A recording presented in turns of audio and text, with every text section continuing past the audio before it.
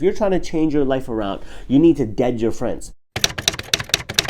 Assalamu alaikum, another episode of Ask SQ. Those questions are pouring in. Keep asking them. I'm going to keep answering them, inshaAllah, with new robes daily. Shout out to my sponsor, Robes. Shout out to you guys. Shout out to the inventor of robes. May Allah subhanahu wa ta'ala bless you all. Let's get into this question. I was involved in a haram relationship before with an Arab guy from the Netherlands. Not judging, but damn. He was born and grew up there. So his lifestyle also following the norm of the Western people. By the way, I'm from Malaysia. Shout out to Malaysia. At first, he told me that he wants to change and start practicing Islam. So he wants me to help him. I agreed to help him, and my only intention was just to help him to be a better Muslim. But actually, that's when I fell into shaitan's trap. Shout out to this person already. Like, I love the fact that they're acknowledging what's happening and like they're not sugarcoating it. They're not like making them seem like the victim or anything like that. They're just letting you know what's going down, right? Shout out to this. This is a very rare message that I get where a person actually just takes ownership of it. Even the shaitan's trap, that's technically ownership as well, because they acknowledge that, man, that was the trap of the shaitan. Like, you know, we became friends and all that sort of stuff. Anyways, let's go. We started texting, calling every single day for about 8 months. Damn. He also came to Malaysia to visit me twice. I saw some progress from him because, you remember, he's trying to change, okay? He started praying, eating halal, and fasting. MashaAllah, that's an amazing thing. I wonder what's about to happen. I thought I managed to help him, but then after several months, he's going back to his old self again.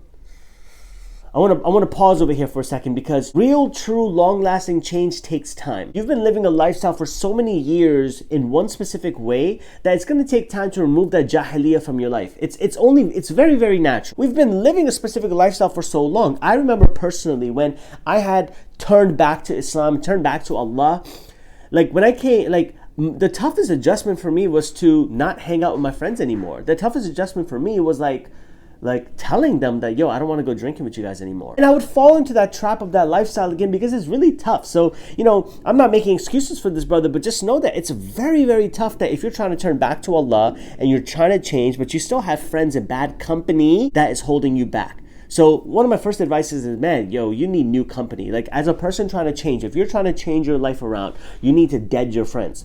I'm being dead serious, right? If your friends are not bringing you value, if they're not helping you draw closer to Allah, and most importantly, if they don't respect your new way of thinking, then you need to X them out, bro. Like, they're not worth it. Like, why would you want to be with people who don't really love you and care about you? A true friend should just be there and support you no matter what. Believe me, no matter what. Like, if they respect your decisions, no matter what, you need better friends. So that will definitely help you turn back to Allah for those of us struggling out there. Anyways, being a playboy, involved in zina since a very young age, addicted to pornography. He doesn't even have any guy friends because he's busy with all the girls. Okay, let's pause for a second. Now I take my comments back a little. She's not making excuses for him. I know these are realities. Like, being addicted to porn, masturbating, zina, women, like that's a reality that we live in. The Messenger ﷺ explained to us that one of the biggest tests and fitnas that he was afraid for his ummah was the fitna of women. Now, that doesn't just mean a physical woman in front of you. Zina, the thought of women, the pornography of women, like, which is all over the place on the big screens, on your TVs, everywhere. Like, there's like softcore porn, hardcore porn, like there's a bunch of stuff, like, you know, like you got to understand that the fitna is everywhere like this, but don't make excuses for this person. This person needs to just like I understand, state the facts. This is always like my advice, like state the facts and, you know, let the person come up with their own judgment. But the thing is that it's like they're trying to sway my sort of thoughts. I don't like that. I don't like being swayed my thoughts. I like to make my own decisions about the situation, you know? Because I've been through this lifestyle. I totally understand how hard and difficult it actually is to change from this lifestyle. Because it ain't easy. I'm putting it right there. It's not easy. It requires true God consciousness, commitment, and just, you know what? A little bit of loneliness. Because it's going to be lonely. But guess where also being lonely is? A billionaire. It's lonely being a billionaire, isn't there, right? Because not many people are billionaires. Not many people are millionaires in your inner circle. It's lonely. Success is always lonely. Put that in a script. Being successful, it's lonely being successful. It always is, because not many people are successful. That's why Allah promises us in Jannah, the place of success, though you'll have your friends and family. If you want and you wanted to think of someone, Allah will bring them to you. So inshallah, let's remember each other in Jannah, inshallah. He doesn't even care about halal haram anymore. When he first talked to me, he said that he really wanted to repent and regret all the things that he did, but then he keeps going back to his old self. He can't lower his gaze. Don't tell me what he can and can't do. Let him decide that, all right? Let him decide what he can and can't do. You can do everything. Either you can or you can't.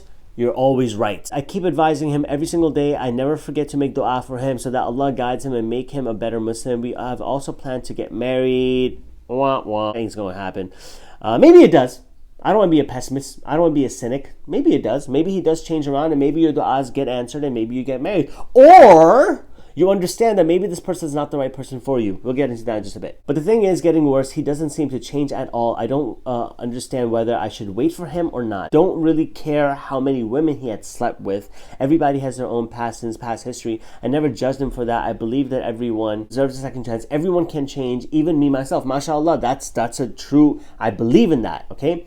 I have my own very dark history. I have no right to judge. But day by day, instead of getting better, he's becoming worse. So I stopped helping him and I stopped talking to him, but he keeps coming back for help. MashaAllah, that's the best thing that you've done so far. One thing that this sister has to understand, and all you guys watching me out there, all 17 of you, right? Maybe less. You can't save everyone. That's a reality you and I have to understand. You can't save everyone. We can't save everyone. Something that bothered the Messenger ﷺ so much was the fact that he couldn't save everyone. Think about this. There was a moment Allah subhanahu wa ta'ala reveals verses that the heart is not in your control. The heart is in my control, Allah's hands, and your job is to deliver the message, because the Messenger sallallahu alaihi wasallam was taking it personal. He was taking the fact that I'm giving da'wah to these people and they're still not listening to me. Is there something wrong with me? No. This is the message of Islam. The fact that only 17 people are going to hear this is the reason that it's special. Because the message of Islam is special. Not everyone's going to listen to this. This is a very special message. It's the hearts and the ears that are supposed to hear it who are going to hear it. The ones who are going to be affected by this. You understand? You can't save everyone. You're not a superhero. You're not Spider-Man. You're not Superman. Shout out to Spider-Man. You're none of these characters. You can't save everyone. The Messenger ﷺ had an uncle, a beloved uncle, Abu Talib, who was his supporter through everything, man. And on his deathbed, the Messenger wouldn't want anything more than him to accept Islam.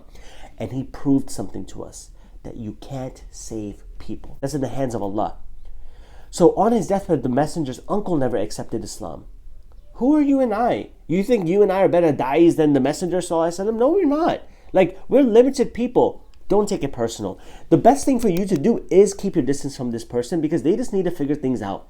They're poison. They're toxic. They're cancer. No disrespect to them. That's not what I mean by this. But the thing is that it's going to impact your lives. You got to look out for your own akhirah and make dua that Allah guides that person.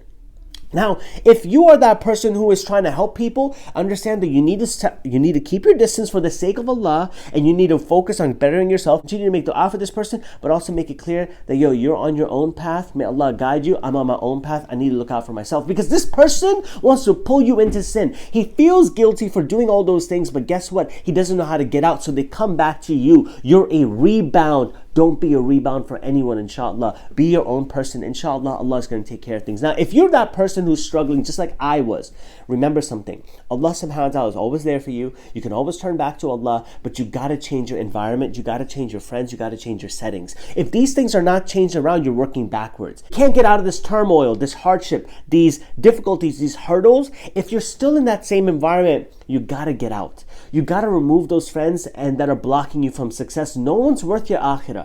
No one's worth your hereafter. You're wasting your time with those people. No stupid person, no porn, no masturbation, no nothing, no pleasure is worth the pleasure of seeing the face of Allah. Remember this, right? Nothing's worth that, guys. So really be on top of it. I've been through this as well too, and I'm here to tell you, if I could go through that and still be breathing, you guys are far better than me. You guys can do better than me, inshallah. But Don't lose faith in Allah. Don't lose hope in Allah. Don't fall into despair. And remember, Allah subhanahu wa ta'ala is always there for us. So please, please, please don't lose hope in the mercy of Allah subhanahu wa ta'ala. Inshallah, you all benefited from this. May Allah subhanahu wa ta'ala bless that sister and that brother as well too. Please leave a beautiful, beautiful comment, inshallah, below, giving some love to them, man. Shout out to them, man. Shout out to them asking this question. MashaAllah, it takes a lot of guts and courage to ask this question. So shout out to them for this question. Send your questions right here, inshallah, and DM me those questions to my social media. Make sure that you're following me and you've subscribed to this YouTube as well, bro. Make sure you subscribe. Shout out to you guys for listening and watching. Jazakallah khair. Make sure that you are following me on all social media platforms. Way of Life SQ. This was another session of Ask SQ. You got a question? You got a problem? Message me over there. Find a way, but don't hold it in. Don't hold it in. What is your advice for this person? What advice would you give to this person, man? What would you tell them to do? This was my advice. I gave advice the best way I can, but how would you advise them? Give them some advice right here in the comment section below. If you have no advice to give them, drop a beautiful comment. Drop a beautiful word, inshallah. Put a smile on someone's face when they read it, inshallah. Drop a word of positivity, inshallah, and make someone's day. Okay, for following me, all that. I'm out.